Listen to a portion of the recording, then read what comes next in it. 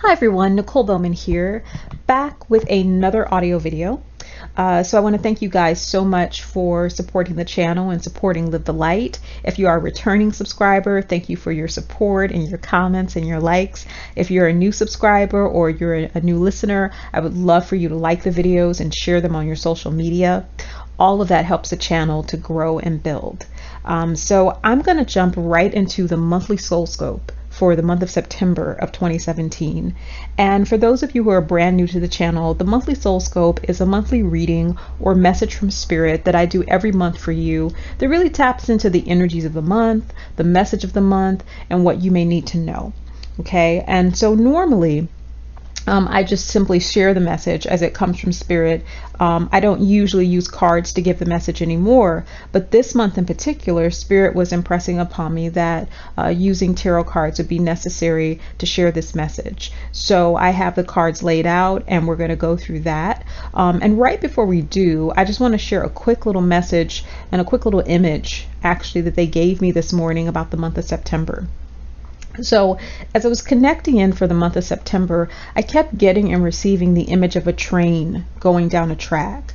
And they made me feel like, you know, that train going down the track is our destination. It's our dream. It's our goal. It's wherever we're headed, not just as individuals, but as a group consciousness, because you have to remember we are a global community. So we are the people of Earth, and Spirit was making me feel that we as the people of Earth are going in a specific direction, and that direction is for our evolution. And what they also made me feel is just as you do on a train track, you can't always go back, right? Sometimes you can't really reverse. You just have to go forward and you have to keep going towards your destination. And Spirit kept saying, you know, the train is going down the track and we can't go back. It's going down the track and we can't go back.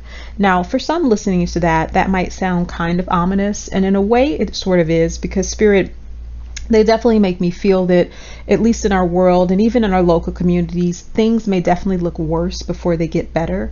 But many of the things that we are experiencing is for our soul's evolution and our soul's growth, not just growth as individuals, but growth as a global community.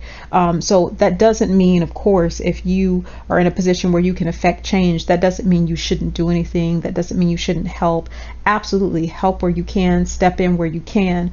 But what Spirit is basically saying is understand that there is a bigger picture, there's a bigger work at play. And as long as we connect into Spirit, as long as we connect into that creative force and that energy of source energy, and we really ask for the best and highest good, we're going to be just fine. So they just want you to keep that in mind, especially when things sort of look bleak or it feels like things are turned on their head. There is a bigger picture, there is a bigger meaning, and certain things are happening to bring us into balance. So with that being said, I'm going to go ahead and go to my cards. And the first card that I pulled was the Five of Pentacles. Now, normally in traditional tarot decks, this card is usually depicted with a man and a woman walking through the snow. They're injured, they seem to be sick, have an illness, and they're struggling through the snow.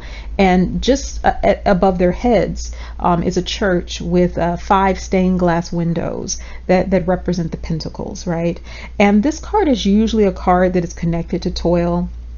It's connected to struggle. It is connected to financial problems. So it does represent those things and represent that energy.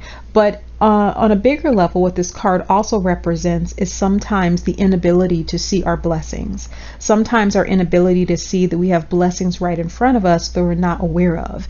It also represents a card where we're not always able to see the opportunity in our struggle. You know, for those of you who may be starting your own business, or maybe you're in a new relationship and maybe things are not going quite well, you know, a lot of times we may think when things are easy and great and good, that's the perfect time. But oftentimes those character building moments are during the struggle. A lot of times love, relationships, even work, you realize how much you love something or you love someone through the struggle. And what bonds you is working through that struggle, coming out the other end and being in your joy and happiness.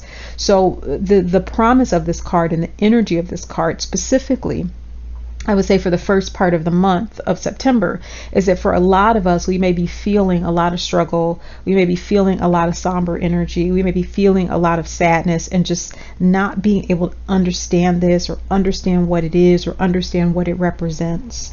And what Spirit is basically saying is try to feel the emotion and just let it flow through your body. Don't ignore it, but also attune your spirit eyes to see the beauty in the struggle sometimes, to see the beauty in the chaos sometimes, and ask yourself, what is this situation? What is this experience teaching me? Right? Because the big issue here, specifically with the first part of this month, I feel is a lot of financial questions, worry, and confusion that a lot of people have, not just in the United States, but as a global economy, as a world. And we, in spite of that issue, we need to look at what is this experience teaching us, right? When I look at it psychically, I see that it really is teaching us, in some cases, to live on less. And in other cases, it is also teaching us the power of needing one another. And it's causing us to question, okay, what do I need? What do I want? And what's the difference? Right? So I think that that is really going to force a lot of us to simplify and get back to basics and really strip down and figure out what's really important. Now, the second card that I see, and I was very happy to see this card, it is the Queen of Swords. You know, and for some people, when they get this card, they kind of like take a double take or a step back. But when I see this card, I actually feel this is a good thing, because the Queen of Swords represents intellect. She represents being able to separate your emotion from your intellect and make clear, fast, hard decisions, right? And so as we get into, I would say, the middle of this month, I think that many of us are going to be presented with choices, not just in business, but in relationship and who we are as people. And we're going to have to make choices not from an emotional place, but more from an intellectual, and I would say in a way, I want to say almost like a pragmatic place, where we say, okay, I know I don't want to do this right now, but how is not doing this going to affect me 5 years from now? If I do this today, will my life be better? Will it improve 5 years from now? So what Spirit is saying is, you know, we have to have more of a big picture thinking. And sometimes the big picture thinking is non-emotional. You have to do the things now that you don't want to do to have the life that you want to live a year from now, 2 years from now, 10 years from now, 15 years from now.